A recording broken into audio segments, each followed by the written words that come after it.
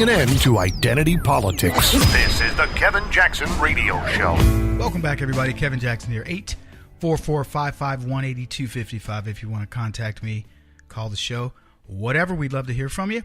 Or KJRadio.com if you want to leave me a note.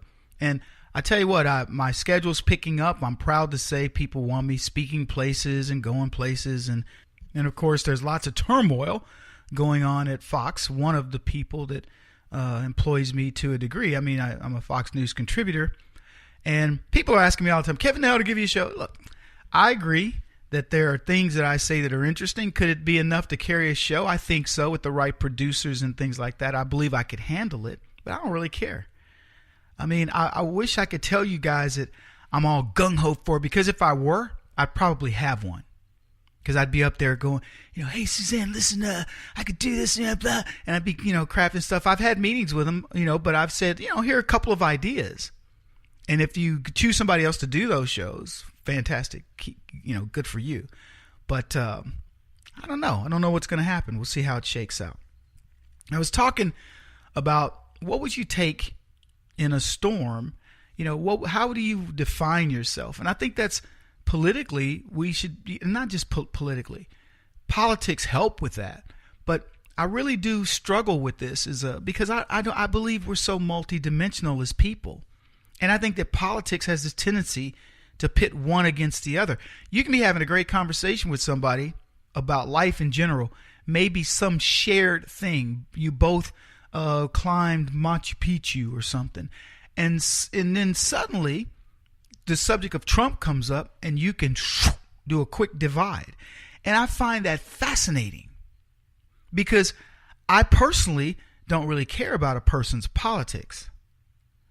I think that I may find you politically curious, or I should say my curiosity about you from your politics could be heightened, but and I may even think that, wow, that's just a crazy way to think, but it isn't going to take away our joint adventure in Peru or something like that. I'm going to go. I had a friend. She ended up marrying one of the DuPont family members, and we didn't even know this guy was a super wealthy dude. But we were hiking through Peru, and I know she's a stone cold lefty. I mean, that's my feeling about her. We never talked politics, thankfully, but I liked her. She was just a nice girl, and I would keep up with her. I met her in the Bahamas years ago.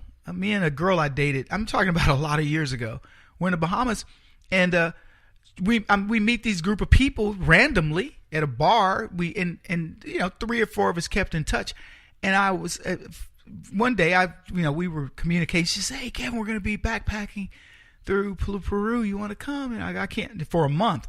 I can't come for a month, but I'll join you guys for a couple of weeks. So I go and go backpacking with him, and that was when she mentioned she had found this new guy. I was like, oh, I can't wait to meet him, that kind of thing. So we go. Turns out he's a DuPont guy. He's a very wealthy guy. She didn't even know it when they met.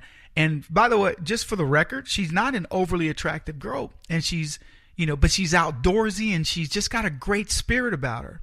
But she was, my gut feel is she was totally lefty, but there was something about her that was likable.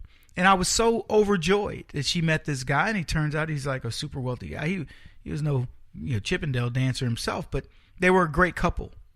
But it warms my heart to think about her, but not in terms of her politics. She's probably a little weird when it comes to politics, or maybe was apolitical. And it doesn't seem like we have these relationships anymore with people where we can just enjoy each other, because we got to figure out, are you for Trump or were you for Obama? And quite frankly, I don't care. If you were for Obama, congratulations. But don't act like the guy was the second coming of Christ, because he wasn't. And don't expect me to be all, oh my gosh, I love me some Obama, because that's what people expect when they tell you they liked Obama. Fine, you liked Obama. I got nothing against you, but I don't have to like him any more than I have to like the food choices you make. Anyway, funny stuff going on, and I know I'm dragging things out, but I'm in an interesting mood today, so bear with me. You may not like me today, but So there's a girl who died in a refrigerator. Should we play that clip? And look, I'm only playing this clip because of what the mom said and how she views the cops. But let's play the clip. They refused my family to see her. They said only you and your daughter can see it, and you can't take pictures because this is a crime scene. And this is still in the deep freezer? This in the deep freezer, but they had, at this time, they had let the morgue take her, move her, defrost the freezer. Right. Her hair had soap and water up on it. Yeah. She was defrosted in the freezer. They defrost the whole freezer. Yeah. I guess that's what it gave you, 4 hours, right? Yeah. But I asked her, can I see my daughter? Yeah. Why I can't see how she died? Why I can't see? Because I know in the deep freezer, I know at my job, you had to pull open and remind you can't even hold your balance. Yeah, walking. right. So now So you got to struggle, and at my job with our coolers, yeah, you got to have some strength to Yeah. yank these doors open. yeah, Now, remind you, they said she couldn't barely hold herself up, yet alone pull open the door. right. And they said, the police department said, freak accidents like that do happen. So they're saying And they said they didn't see her. and it's a camera sitting right in front of the cooler. They didn't see how she got in there. Welcome back, everybody. That's a tragedy. 19-year-old girl. She's a beautiful girl. And she's going to a party, right? I mean, that's what they said. She was at a party. And suddenly she's dead. Rosemont Hotel, Chicago, Illinois. Now, the reason why I played the clip was if you listen to that mother, it's the nuance of what she says. It isn't what she's saying. It's the nuance. So just going back a couple things, comments that she made. She said something along the lines of freak accident. The police say these types of freak accidents occur. She says there's a camera. Okay, you let them look at it. But what gets me is people that don't understand procedure. They say they refuse my family to see a daughter. They aren't refusing her family to see her daughter. First of all, you might not want to see. Be careful what you wish for when you say, I got to see the body, because it's an image you may never get out of your mind. But then she says they had to defrost the whole freezer. They had to, a person died in it. Yeah, they're going to, who wants to know, hey, my meat was just hanging in a place where somebody died for whatever reason?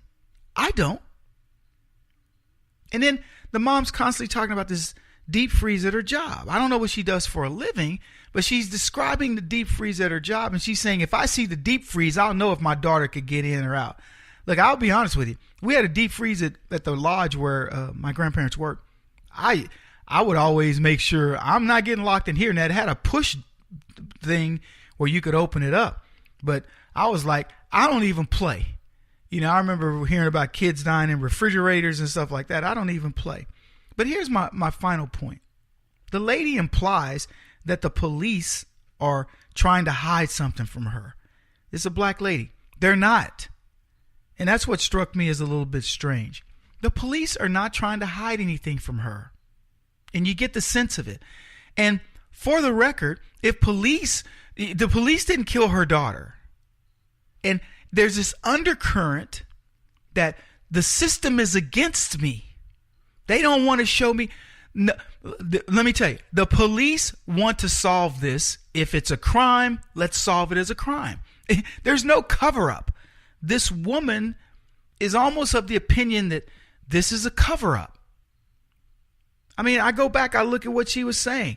Refuse my family. No, they didn't. If you listen closely, she says they didn't want her grandmother, my uncle, whatever. But they let me and her sister, which would be her daughter, see her. Okay. What is it? This is not the funeral line. Look, I'm not. This part of it I find rather pedestrian in the sense that, we're just having a conversation about a girl that died.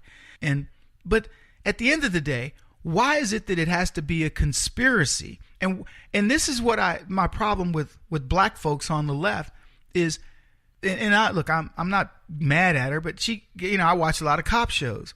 You got to let these folks do their job. And you can't just immediately go to the conspiracy theory, because I guarantee you the cops had nothing to do with their daughter's death. If anybody did, it was probably some jealous girl that she knew from the party. And that to me would be the real tragedy. I don't know where this is going to shake out.